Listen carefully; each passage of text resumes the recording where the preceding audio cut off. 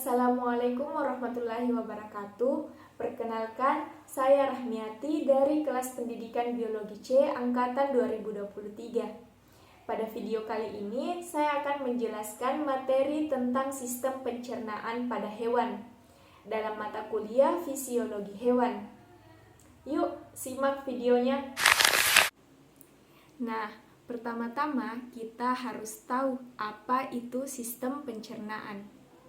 Sistem pencernaan pada hewan adalah sekumpulan organ yang berfungsi untuk memproses makanan dari bentuk yang kompleks menjadi bentuk yang lebih sederhana, sehingga dapat diserap dan dimanfaatkan oleh tubuh. Sistem pencernaan ini memiliki 4 fungsi utama. Yang pertama, ada fungsi ingesti, yaitu di mana makanan diterima untuk masuk ke dalam tubuh. Yang kedua, ada fungsi pencernaan, yaitu proses kimia dan mekanik yang mengubah makanan menjadi bentuk yang lebih sederhana. Contohnya seperti asam amino dan glukosa. Kemudian ada fungsi absorpsi, di mana penyerapan nutrien yang sudah dicerna ke dalam darah melalui dinding usus. Yang terakhir ada fungsi eliminasi, di mana pengeluaran bahan sisa yang tidak dapat diserap lagi, seperti berupa feses. Pada hewan vertebrata, saluran pencernaan memiliki pola dasar yang hampir sama, meskipun adaptasinya dapat bervariasi sesuai dengan jenis makanan.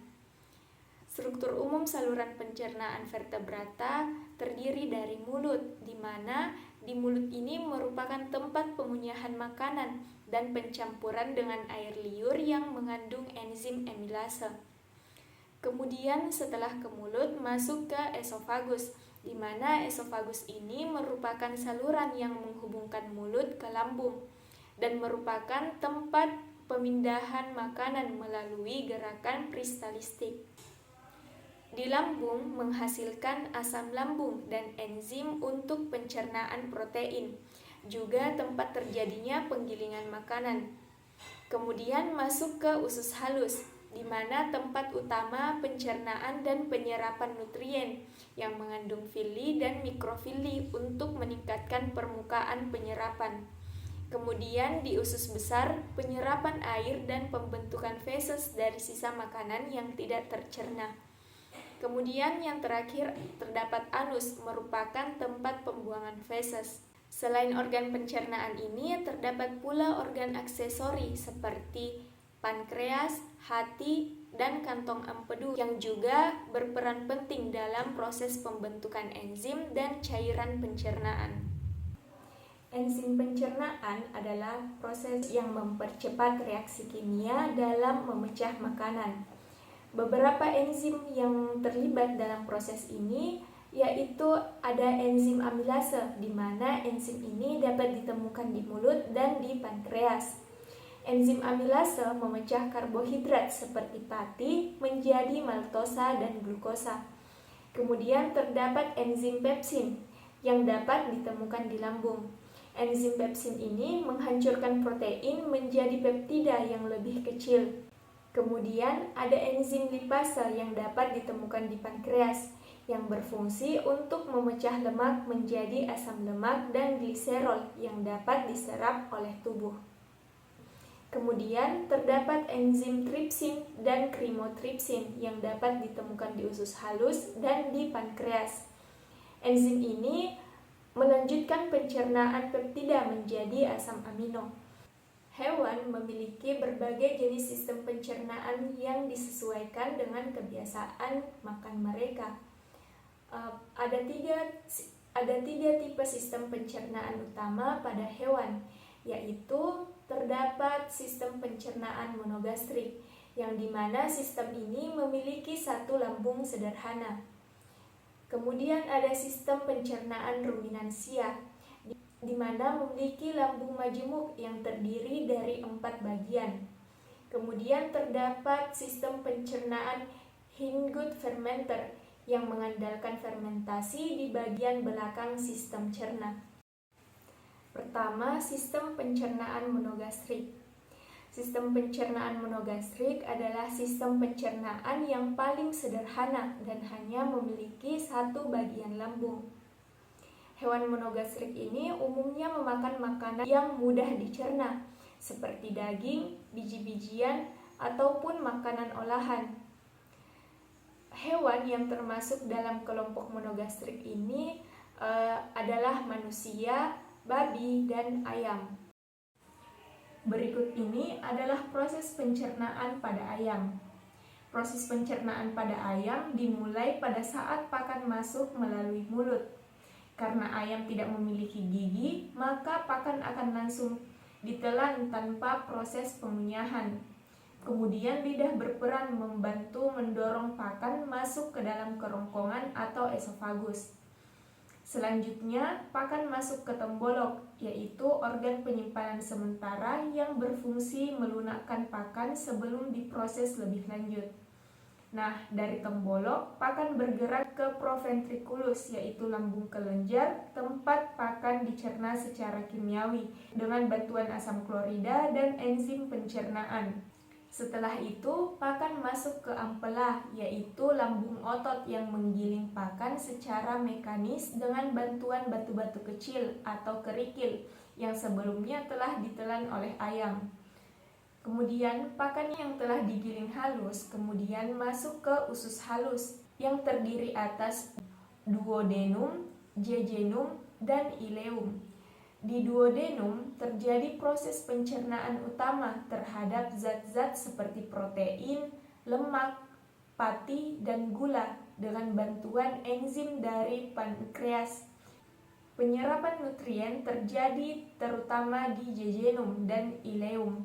Sisa pakan yang tidak tercerna selanjutnya masuk ke sepasang sesa atau sekum, merupakan tempat berlangsungnya proses fermentasi oleh organisme seperti bakteri, protozoa, ragi, dan jamur. Fermentasi di sesa ini membantu mencerna serat kasar seperti selulosa dan hemiselulosa. Dan hasil fermentasi ini dapat menyumbang hingga 15% dari kebutuhan energi ayam. Akhirnya, sisa yang tidak tercerna masuk ke usus besar yang berfungsi menyerap kelebihan air. Sisa pencernaan ini kemudian dikeluarkan melalui kloaka, yaitu saluran bersama yang juga berfungsi sebagai tempat pengeluaran urin dan berperan dalam sistem reproduksi ayam. Yang kedua, sistem pencernaan ruminansia. Sistem pencernaan ruminansia jauh lebih kompleks karena memiliki 4 bagian lambung, yaitu rumen, retikulum, omasum, dan abomasum. Hewan ruminansia seperti sapi, kambing, dan domba memakan tumbuhan yang berserat tinggi, seperti rumput yang sulit dicerna oleh sistem monogastrik. Berikut adalah proses pencernaan pada hewan ruminansia, yaitu sapi. Dimulai ketika sapi memakan rumput. Rumput tersebut kemudian dikunyah dengan bantuan gigi dan lidah, lalu bercampur dengan air liur. Nah, pada air liur sapi ini mengandung zat-zat yang penting seperti natrium, fosfat, bikarbonat, kalium, dan urea. Campuran antara makanan dan air liur ini disebut sebagai bolus, yaitu makanan yang sudah agak lembek dan siap ditelan. Nah, setelah ditelan, bolus masuk ke retikulum melalui esofagus. Di sini makanan tidak langsung dicerna, akan tetapi dimuntahkan kembali ke mulut untuk dikunyah ulang. Proses ini disebut sebagai ruminasi atau memamah biak. Nah, setelah dikunyah lebih halus dan dicampurkan lagi dengan air liur, makanan ditelan lagi dan kembali ke retikulum. Nah, dari retikulum, makanan berpindah ke rumen, yaitu bagian lambung yang paling besar.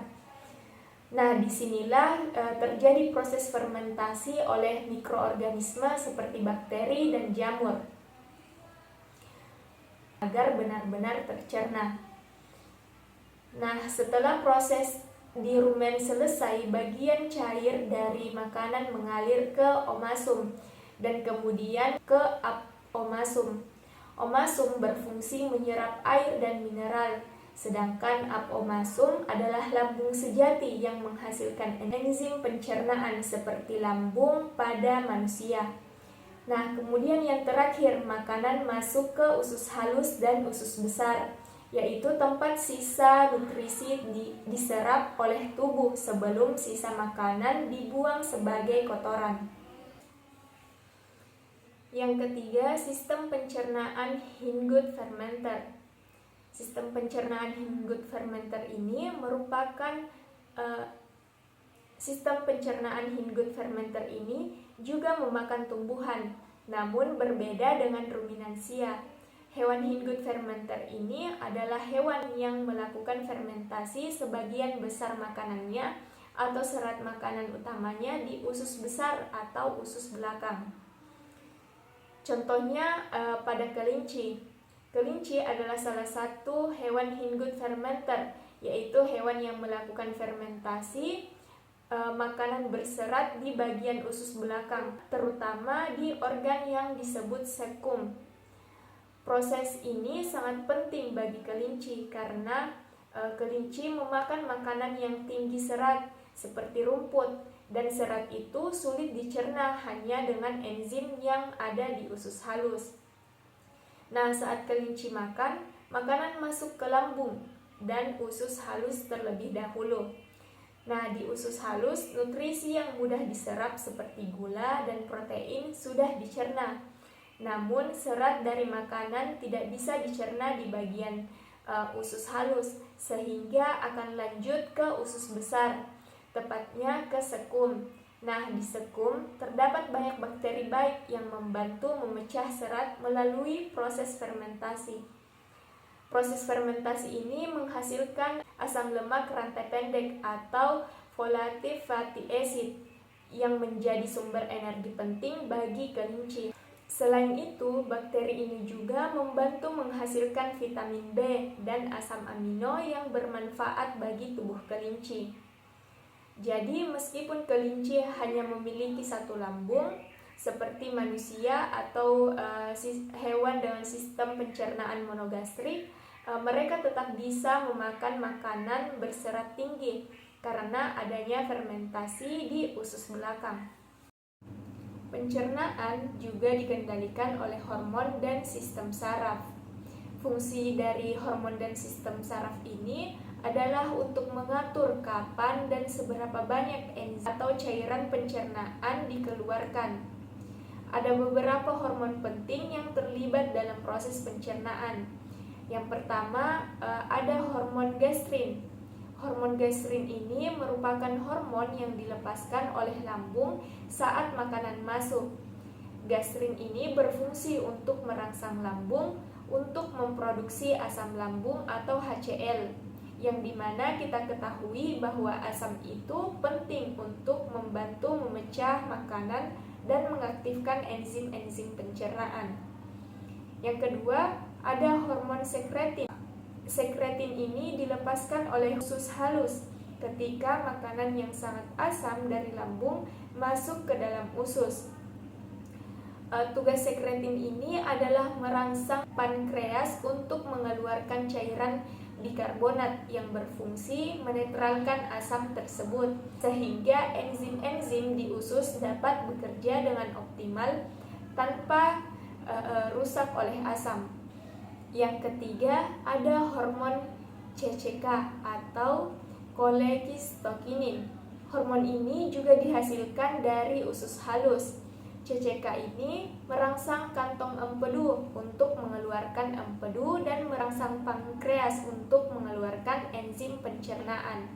Empedu berguna untuk memecah lemak, sementara enzim pankreas membantu mencerna karbohidrat, protein, dan lemak. Dari materi ini dapat disimpulkan bahwa sistem pencernaan pada hewan sangat beragam tergantung pada jenis makanan yang mereka konsumsi dan cara hidupnya. Hewan monogastrik seperti manusia dan ayam memiliki sistem pencernaan yang sederhana dan cocok untuk makanan yang mudah dicerna. Kemudian hewan ruminansia seperti sapi dan kambing memiliki lambung majemuk yang memungkinkan mereka mencerna makanan berserat tinggi secara efisien melalui proses fermentasi mikroba. Sementara itu, hewan hinggut fermenter seperti kuda dan kelinci melakukan fermentasi di usus bagian belakang untuk memecah serat meskipun tidak seefisien ruminansia.